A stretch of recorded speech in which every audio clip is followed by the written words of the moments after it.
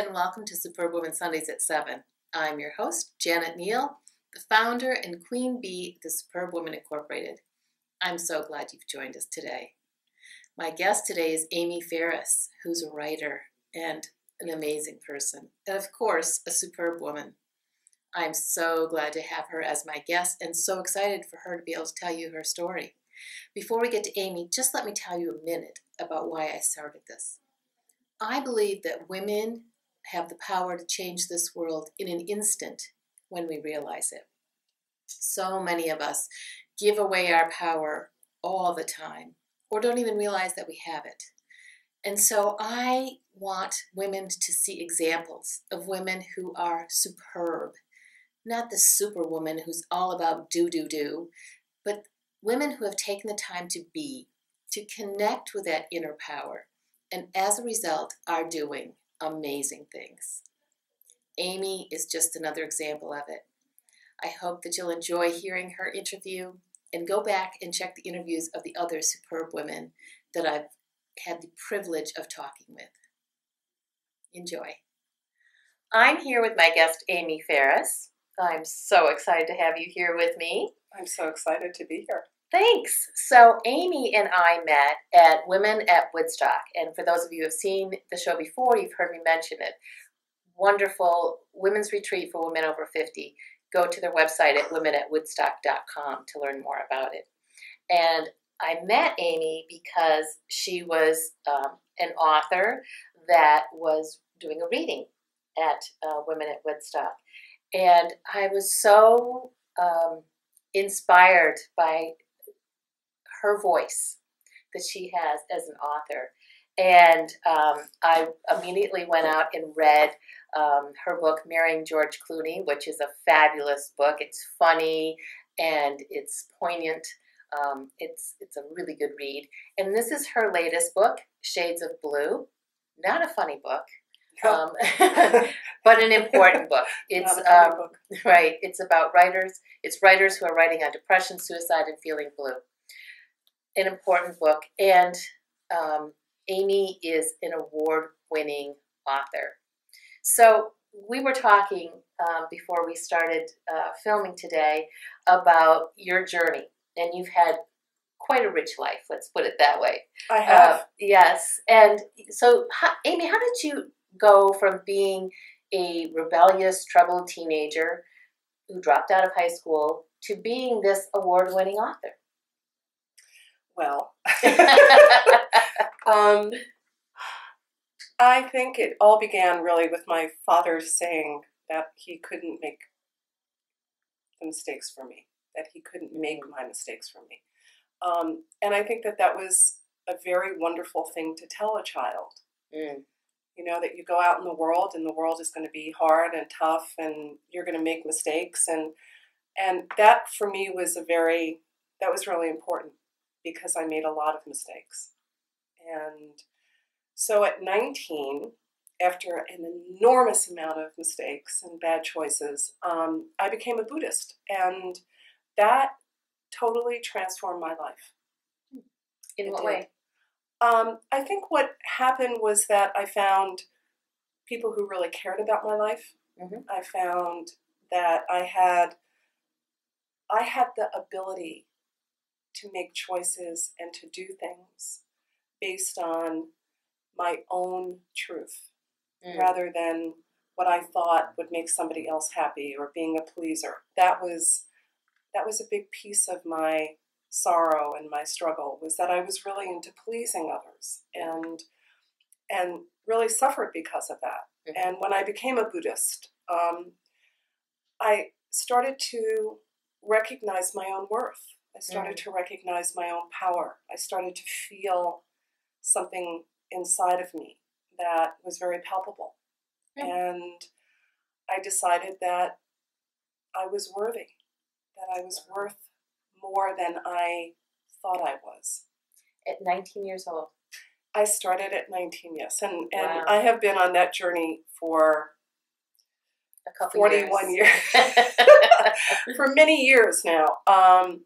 But with stops and starts and detours and bumpy moments. But mostly it's been a journey of understanding my worth. Mm-hmm. And when I was younger, I didn't have that. I didn't know that I was worth something. I didn't know that my life was invaluable. I didn't know that I could say no to somebody. I didn't know that girls and women were extraordinary. I didn't know that. I wasn't taught that. I wasn't brought up in that environment. Right. And so, yes, at 19, I started on a very different journey. Wow. And part of that journey involved you living on a commune, correct? Well, I was living on a commune for like a fraction of time. I was caught shaving my legs. And that's true. And it's actually in Marrying George Clooney. I thought, you know, I can do the frizz. I can wear the muumuus. I can, like, you know, do all of that. But I could not stand not shaving my legs. So I went and I put my leg up on the sink, and the next thing I knew, it was like, and I thought, really, that's, you know. So I was kind of tossed out of the commune for shaving my legs. You know, and as I look back on it, I think, well, I'm really glad that happened, because what a charming little story I could tell. It's a great story. So my time on the commune was really limited. But, yeah, I liked a boy who didn't like me. Yeah. And that's actually been a theme, right? You know, I thought, ooh, I'll drop out of high school. I'll follow him to Oregon, and he'll love me. And it just didn't work like that. Yeah. You know? So what did you do after that? How did you? Oh, I just, you know, after that I kind of floundered and ended up back in New York, ended up back home, ended up becoming a Buddhist, I mean, really, it's not a gigantic journey that I had. It was more, you know, I ended up back home, and I ended up really knowing that my life needed to change, that I needed to change, and I didn't know what that was. And where did writing come in? Had you always been a writer? Yeah, I loved writing when I was a little girl. I mean, I didn't have a lot of confidence. I would keep a journal or a diary, and mostly the diary was, oh, I'm in love with Richard Polito, and I hope he recognizes me and notices me, and, you know, but I always loved writing. I always felt that it was sacred. I always felt that I could share my deepest life with a piece of paper. I always felt that. I always felt that even, no matter what, I may not be able to tell somebody what I did or the bad things that I did, but I can always share them on a piece of paper. And that piece of paper wouldn't judge me. So how did you go from writing things for yourself to getting them published and putting them out there so that other people would see it? Oh, gosh. I started writing when I was really young. I ended up writing a book that got very little attention, but made me feel like I had the power to write. I wanted to write screenplays. I mean, I got involved with a guy who was kind of a bad guy, but that got me on a road to writing screenplays and movies, and I loved that, and got a little bit of recognition with that, and then ended up writing a movie with another person, co-authored a movie with another person. That movie got made.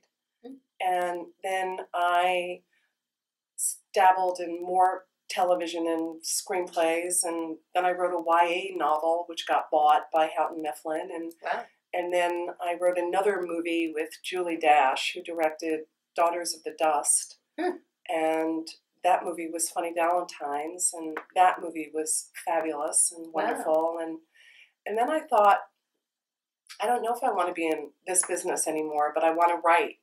And I sat down and I wrote Marrying George Clooney, which started out really not as a book, but came about from Googling old boyfriends in the middle of the night.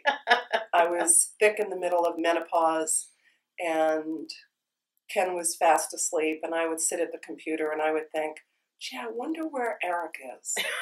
I wonder where David is. I wonder if where I can, and I started Googling old boyfriends, and I thought, wow, that's astonishing. I mean, it was, you find out where somebody is or not, or you kind of have to, dig deep in Google. But, and then I wrote a piece about that. Mm-hmm. And that became the very beginning of marrying George Clooney, which actually, marrying George Clooney really changed my entire life. How so? Because I met Krista Lyons, who was the publisher of Seal Press, and she truly changed my life. I mean, she and Brooke Warner, both of them, they were both at Seal at the time, and they gave me such confidence in my writing, and so Krista bought the book, and my relationship with Seal Press has been for 8 years now. Wow. Which is pretty amazing. Yeah, that's fabulous. It is fabulous. It's great. So how did this book, Shades of Blue, come around? When Robin Williams committed suicide. And I sat there, and I was just like anybody else who was listening to the news that day and thought, this is not possible. And I decided that I had to do something. I thought, I have to do something. I have to create something that can help other people. And I decided that what I would do is come out about my own suicide attempt when I was a young girl. And I wrote a piece, and I posted it, and it went viral, and all that stuff that happens on Facebook and other things. And what happened because of that was that other people started writing about their depression or their suicide attempt. And I thought, I think there's a book here. I think that there's an anthology here. And I reached out to Krista, and she said yes. But the only caveat was that it had to come out within a year. And so that was really phenomenal, because it takes a really long time to put a book together. Right. And especially an anthology. But I said, I'll do that. And so it came out of wanting desperately to illuminate what it means to live in depression and what it means to feel blue, and to try and eliminate the stigma that is attached to depression. Because depression requires intimacy, and we are not a very intimate, we're not very intimate with each other. What do you mean depression requires intimacy? It's, someone will say, how are you? And you'll go, I'm good, I'm fine. Right. But if you're really aware of somebody, or if you really look in their eyes, or you really look at that person, you think, oh, they're not really okay. So you have to dig a little. Got it. And you need to be not afraid of getting to know that person. Or not afraid of stepping on that person's toes or prying a little bit. I mean, so many of us suffer from depression or feeling blue or not thinking that there's a way out. The only way out, we think sometimes, is I'm just going to end it. Right. But, it's it requires a little bit more effort on another human being's part. Well, I think it's very courageous of not only you, but the other authors as well. Oh, amazing. To be able to put themselves out there like that. So it's an important piece. It is. It's very important. And there are a lot of books out there right now. Dog Medicine by Julie Barton is extraordinary. I mean, in terms of depression, in terms of being a young woman, in terms of, you know, finding that companion. For her, it was a dog, you know, but there are books out there that are necessary, you know, for us to read, and there are organizations out there that are necessary. Yeah, fabulous. Well, Amy, you know, I talk about we cannot do this by ourselves, that we always have somebody or some buddies. Oh, come on. Well, at least for me. Come on. Who's helped you on your path? Oh, my God. Okay, I mean, Rachel Sachs Tippett. Although I knew her as Rachel Sachs when I was a young girl. We would go to this bungalow colony. All the families would go together, and I think Rachel was the very first person that ever made me understand what the beauty of a woman was. And I thought she was not traditionally gorgeous or beautiful, but she was mighty and fierce, and she was the very first person that I girl that I ever thought, wow, I want to be like her when I grow up. And I don't think she was that much older than me. But Rachel, and my cousin Carol, who just passed, she was a huge influence on me. Because she was a, you know, take no shit person. Can I say that? Yes. Okay. Oh, thank God. And she was also another, you know, she was very much a feminist and very much a woman who stood up and stood tall and wore her life proudly. And so she was very important to me. My mother was an amazing example to me of what not to be like. At the end of my mom's life, I thought, wow, now I know who she is, but she was hard and brutal and unforgiving and messy and complicated and all of that stuff. But I don't think everyone who's perfect is a mentor. I think that we learn from people whose examples aren't that great. My mother was like that. And I've had Robin Hatcher as a mentor, and Amy Friedman is a mentor, and Krista Lyons.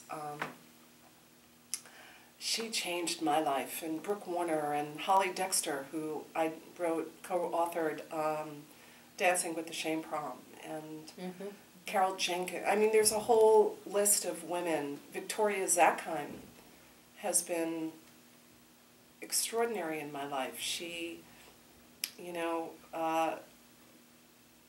gave me courage, you know, and, you know, and then there are people who, like I said, you know, who haven't been very wonderful, and you think, I'm never going to be like that person. That's a great example. Yeah.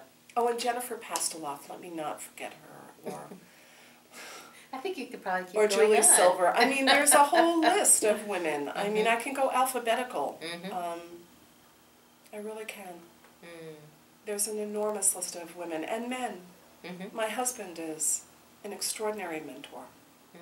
You know, he taught me what it means to be loved unconditionally. And, you know, how great is that?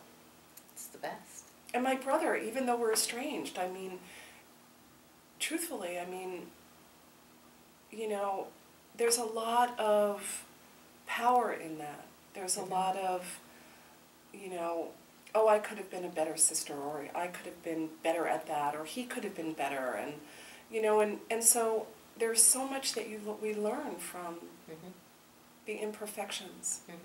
When we're open to it. Yeah. Absolutely. Yeah. And another thing that I talk about that I've observed with superb women like yourself is that we've learned to let go of shoulds. So what's a should that you have learned to release? Oh my gosh. Okay. I knew you asked me that before, but should be right is a big one. Should be beautiful in like a traditional sense. Should be thin. Should be perfect. Should be a good girl. I don't want to be a good girl. I want to be a good woman. I want to be a do-good woman. I don't want to be a good girl. I think there's a lot of, you know, should be happy. Right. You know, should be there's an enormous amount of shoulds. Should not do should. So when you became a Buddhist, was that part of that whole transformation? Do these shoulds kind of, as you were like enlightened, did the shoulds kind of I don't know if I fall was away? enlightened. And I I think enlightenment isn't, it's a journey. I think right? It's a journey. I don't know if I let go of a lot of shoulds when I was younger. I think I let go of a lot of shoulds when I got married. Okay. When I got married, I think because he should be this. Mm-hmm. And Ken is so not a should. Ken is so not. He's so a shouldn't. He's not what I should have married, So I think when I married Ken, I learned about letting go of a lot of what I thought I should have in my life. I thought, for a long time, I should be a mother. Mm-hmm. And then I thought, no, I should so not be a mother. So those are the shoulds. I mean, I should be this. I should be perfectly manicured. I should dye my hair. I think that's an extraordinary question, what you asked, because I'll be thinking about that for a really long time. All the shoulds. Yeah. Another book. All the shoulds. And maybe I should just try and find all the shoulds out there, like Harry should, and Anne should, and Carol should, and just like the shoulds, the last name. Stay tuned for that one. That would be very funny. Would be. That's like an entire... There you go. A new sitcom. A new sitcom. All the shoulds. Yeah. Are you Harry should? Yes. And you're Beth should, right?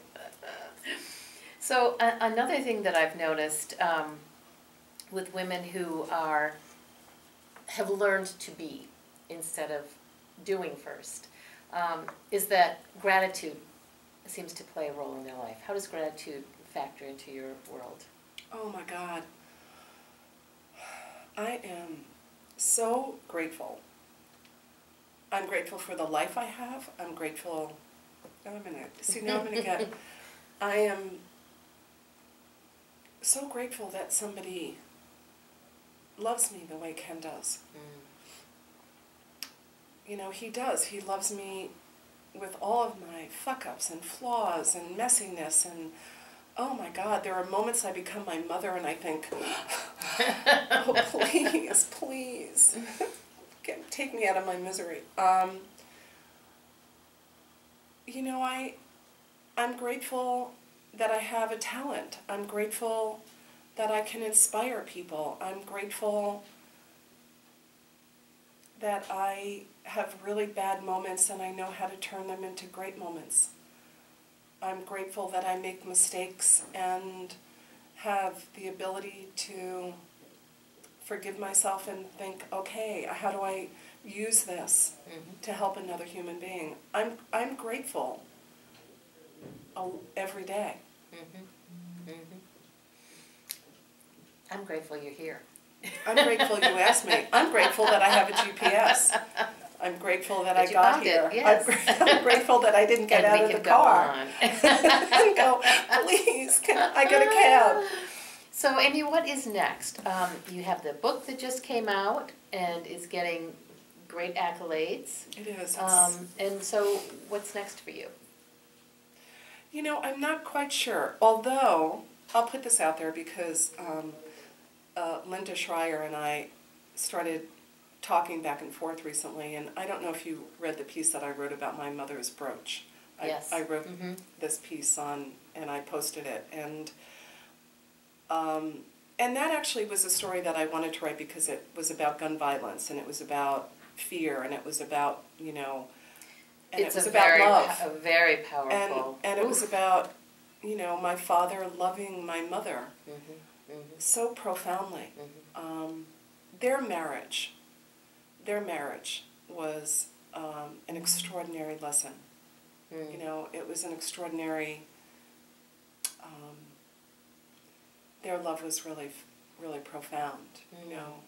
And so I wrote that, and Linda also has a piece that she wrote about a piece of jewelry too, and we were thinking, oh my God, how many people have stories about a piece of jewelry that meant something, or a ring that they lost, or a piece of jewelry that they pawned, or a piece that got lost, or something lost, something found. So, you know, we're talking about trying to do something with, maybe as an anthology, which I love, you know, pieces of you, you know.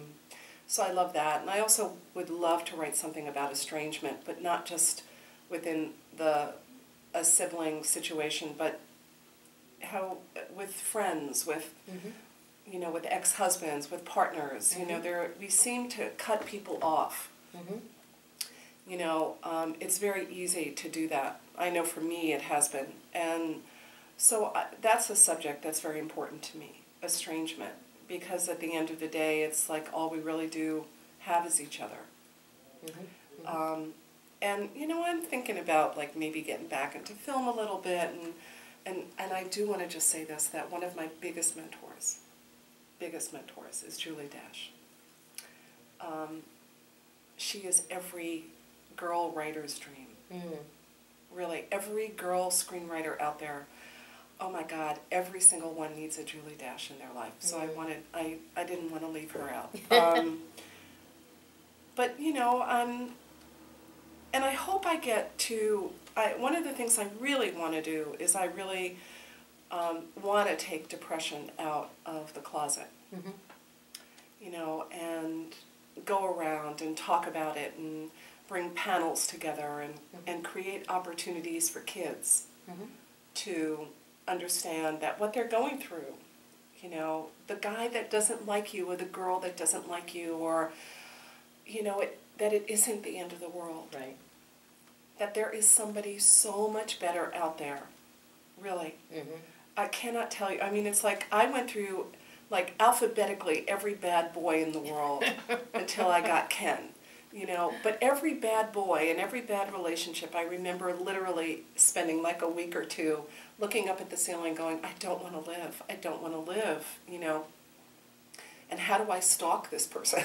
How do I call them? And thank God there was no caller ID back then. It's like, you know, hello? But that, you know, I want people to know that there is another side.